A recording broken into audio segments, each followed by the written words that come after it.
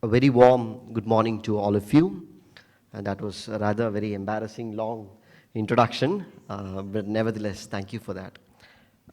At the outset, let me thank MCCI and also my heartfelt gratitude for all the support the Chamber of Commerce has extended to Tamil Nadu government and guidance for the conduct of the Global Investors Meet. My heartfelt gratitude for that. It's my privilege and it's a matter of great pride that you have invited me as a chief guest for the 188th Annual General Meeting. I'm just trying to multiply that with my age, and the multiplication factor seems to be a bit confusing for me. Also, let me take a slight detour since Mr. Keshavan, who's a long-time friend and guide for not just the government, but also personally for me, that probably a little bit of bragging may be wanted at this point in time. So let me take this opportunity to depart from a typical written conservative bureaucrat speech to a little more aggressive pitch for the state. Many of you are doins in the industry, so it would be inappropriate for me to put out facts that's already there, but let me just try to build a narrative and story which is slightly different from the regular narrative that the state has always been there. I'm sure all of you would have focused on the budget carefully, and while the business world and the business journals and newspapers debate on the long-term capital gains issue, what caught my attention in the entire schema of the budget and the economic survey was a little green box, which I'm sure was lost in that entire cacophony of the long-term capital gains and other issues, tax slabs and all that. But I think that probably is the most important paragraph in the entire budget and the economics. I'm specifically talking about the economic survey, which was released. It had multiple chapters on skills, infrastructure development, role of industry. It had a very, very important section on the MSMEs, focused specifically on the MSMEs. Now, what that little paragraph read is as follows. By the way, I just wrote it down since I took a detour. Girls of Krishnagiri writing their own destinies with an ink of financial independence. I think what it signifies is sum and essence of what the building blocks of the Tamil Nadu state is. Let me put this little more into context on why this paragraph is so important for the state and a model which the rest of the country or even other emerging economies of the world can follow. Let's look at the Tamil Nadu economy. We are somewhere around $300 billion economy, which means if you peg it to the global economies of other world, we would be among the top 50 countries in the world in terms of sheer size of the GSDP. But having said that, what is the core strength of this economy, which no other state in the country probably has, is a strong, resilient, and reliance on manufacturing. 20% of our GSDP comes from manufacturing, which is far higher than what other states would have. We also have the highest number of factories in the country. Annual survey of industry every year, they release the list of factories, and we have around 39,500 odd factories in the state, which is by and large far ahead than the nearest state, which is Maharashtra. It is in this context that we need to look at Tamil Nadu, that essentially when we talk about my bread and butter, which is investment promotion, we are essentially not competing with other states of India, but we are competing with regional economies of other countries. When an investment decision that comes to choosing Tamil Nadu or India, we are often pegged with Malaysia, Vietnam, Mexico. So this is the context that we need to look at attracting investments. Now, since Mr. Keshavan has given me a free rider to a little bit brag on this forum, let me tell you on what the state has achieved on the investment front. What I do fundamentally is look at investments into three brackets. First is attracting investments or looking at companies which are trying to enter India for the first time. How do I pitch TN as the most preferred destination? The second bucket would be those companies in India but not in Tamil Nadu. Last but not the least, the most important segment, which is represented by the likes of Dr. Lakshmi Venu and many of you here, continue to invest in Tamil Nadu, who have been here for decades, been part of our growth story, ensure that you don't do a Tamil Nadu +1 on us, and continue to reinvest, grow, and expand further in the state of Tamil Nadu. So these are the three broad verticals under which we look at investment promotion.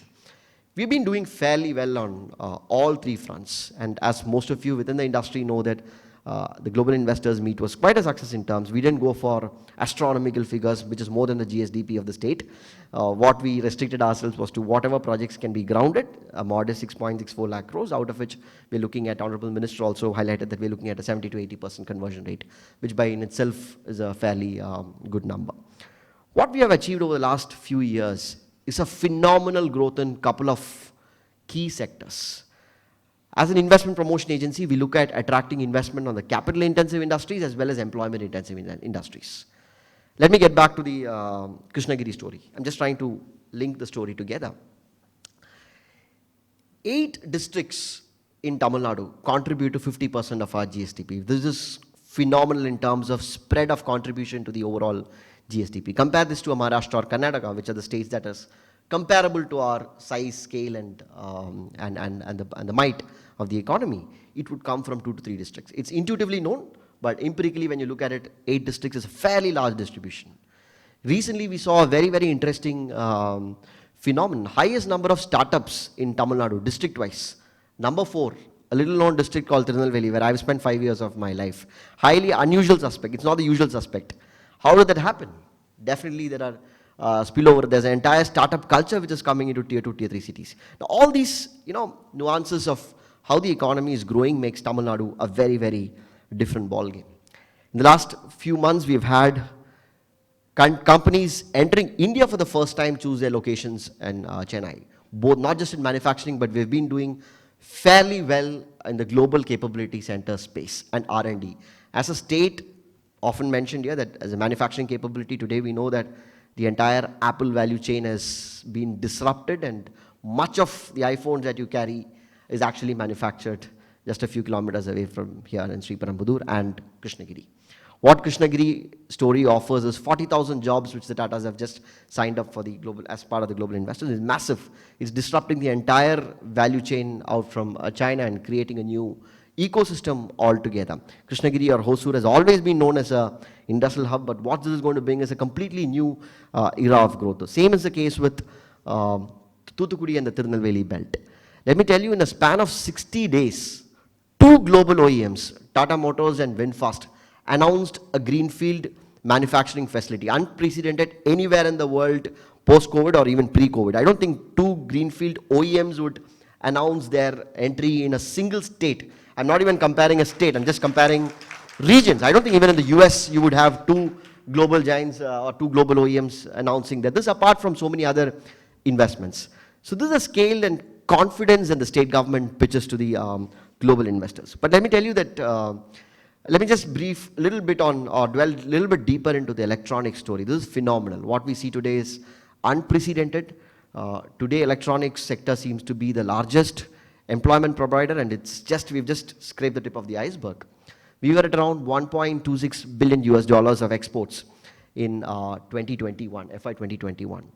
As we closed last year, we are at 9.5 billion US dollars. From number 4, Tamil Nadu has moved to number 1 in electronics exports.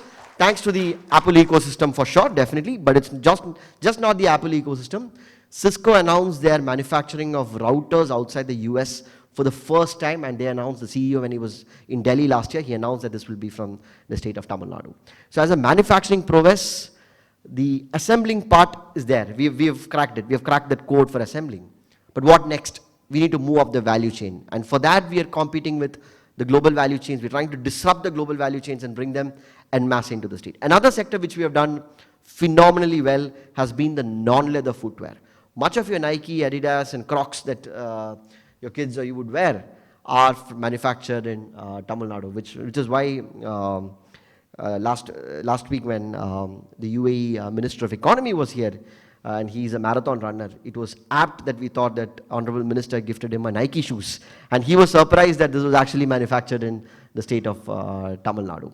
We have again disrupted the value chain and brought Nike's largest supplier, a company called Taiwanese company called Pouchen, to Tamil Nadu. So they're testing new waters in the state. We've been doing well in the Cheyar SEZ for a while, but we're trying to disrupt each of the non-leather footwear value chains and bring component players and other ecosystem.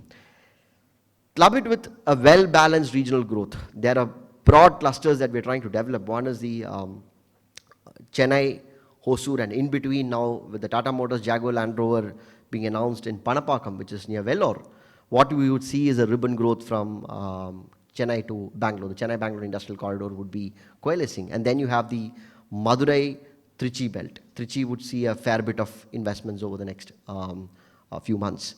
The Tirunelveli-Tuticorin corridor, already 4 years back when I was a district collector in Tirunelveli, I still remember the Tata Power global leadership had come and met me, and they said, how are we going to make a plant, a world-class solar photovoltaic manufacturing cell in Tirunelveli? They were not very confident. They wanted 3,000 women employees. Then I said, no other state in the country can offer this. If at all you want to do a 3,000 massive recruitment, then it is only the state of Tamil Nadu which can offer it. And thanks to it, today Tata Power has set an example for itself in diversity aspect, in terms of sustainability aspect. And for a district like Tirunelveli, this is going to be a bragging right for more investments to come. We need a demonstrative effect for the first anchor investor to set shop. But now I've just presented a little bit of bragging and rosy picture. That doesn't mean all is well in terms of the future. Definitely we are fraught with multiple risks. Number one risks being data and AI. Today the world over, everybody seems to predict the future. I know ChatGPT recently launched a search GPT, which means Google could go out of business. So that is the pace at which things are developing. Now ChatGPT itself it's very difficult that every email looks the same. So whenever I ask for a draft of an email, every email looks the same. It's just the two address that's changing, which means literally the ChatGPT has taken over the world. Now with search GPT, we need to look at new disruptive models on the AI front. Definitely that's something which my guess is as good as your guess. We need to keep watching the global developments and try to adapt. I know that multiple initiatives from various state and union government is also underway, including the digital privacy bill, etc., is in the offing. So I think that's a slightly gray area which we need to keep track and keep ourselves aware of. What this offers is a huge opportunity in terms of leading from the front a complete AI built or AI focused research and development, with Chennai would be probably the best place in the country to move forward. We have IIT Madras, we have Chennai Mathematical Institute, CMI, we have Anna University, we have a rich talent pool. So probably we could be the next AI tech development center for the world, not just for manufacturing, but also for the services sector. Number two is probably, maybe I should put number two as number one, sustainability and energy. You can talk about data centers, you can talk about AI, but nothing works without power. And where are we going to tap this enormous or energy guzzling, where is this power going to come from? And it can't come from conventional sources of energy, it has to come from renewable sources. And there is a natural barrier to which we can, fortunately we are fairly well placed. Today 50% of our installed capacity in renewable power, the overall power comes from renewable energy. Out of 37 odd gigawatt of energy that is the installed capacity in Tamil Nadu, around 17 to 18 gigawatt is from renewable sources. Good news is that one of the two offshore wind sites identified in the country is again off the coast of Tuticorin. The second one is in Gujarat. So hopefully the offshore wind will be another 30 to 32 odd gigawatt supplement, which is for the future. So I think sustainability is the key. Also, let me proudly say that we would be the first state to come out with a circular investment promotion policy, which was announced on the recent floor of the assembly by the Honorable Minister, where we are looking at slightly ahead from what the other states. How do we incentivize? How do we look at nudges to incentivize the entire circular economy across sectors, which means incentivizing companies that work in the circular economy sector, as well as internalize the process of circularity within companies on both fronts. Again, Tamil Nadu, as you are all aware, as far as policy frameworks is concerned, we've always been in the front. The Tamil Nadu electric vehicle policy, which was launched last March 2023, we kept a modest target of 50,000 crores of investment. We are already 70,000 plus. So again, sector-specific policies that we have been, again, calibrating to the responses of what the industry needs. We have also released the advanced electronics and semiconductor policy. So hopefully some good news on that front is also expected shortly.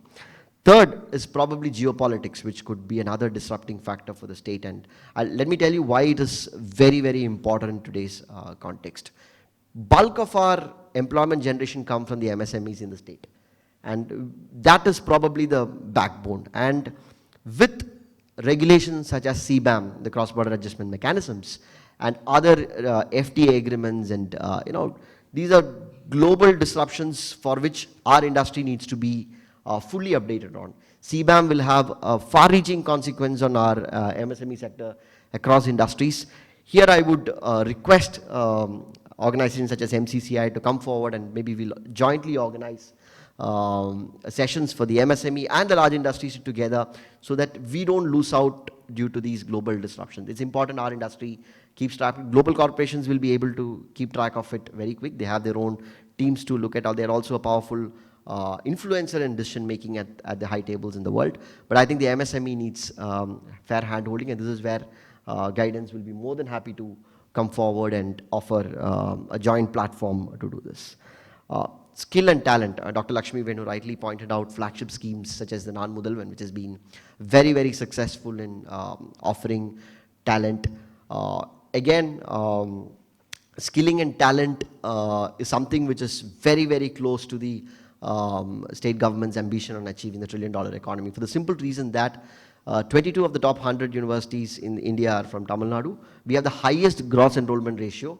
We have the highest gross enrollment ratio among women, thanks to highly progressive cash transfer schemes such as the Pudumai Pen scheme, which was launched recently for incentivizing 1,000 rupees per month for girl students who are entering into the higher education. So all this, as a future, what happens is you're going to have more people entering higher education, which means the aspiration level goes up, which means you need to keep jobs or employment in tandem with the aspirations of the, crudely put, let me put it this way, maybe we need to glamorize skilling. Put it very, very crudely. I mean, you can put sophisticated terms around it, but how do we make skilling more glamorous could be the very crudest form in which you can put it forward. So I think there are enough challenges, enough questions in front of the government and the business community at large. And let me tell you, forums like these are effective platforms to interact. It's a pleasure to meet all of you. Many of you are known faces. And once again, let me thank Madras Chamber of Commerce and Industry for inviting me here. Again, let me reiterate, it's a matter of great pride and privilege to be here. Thank you all.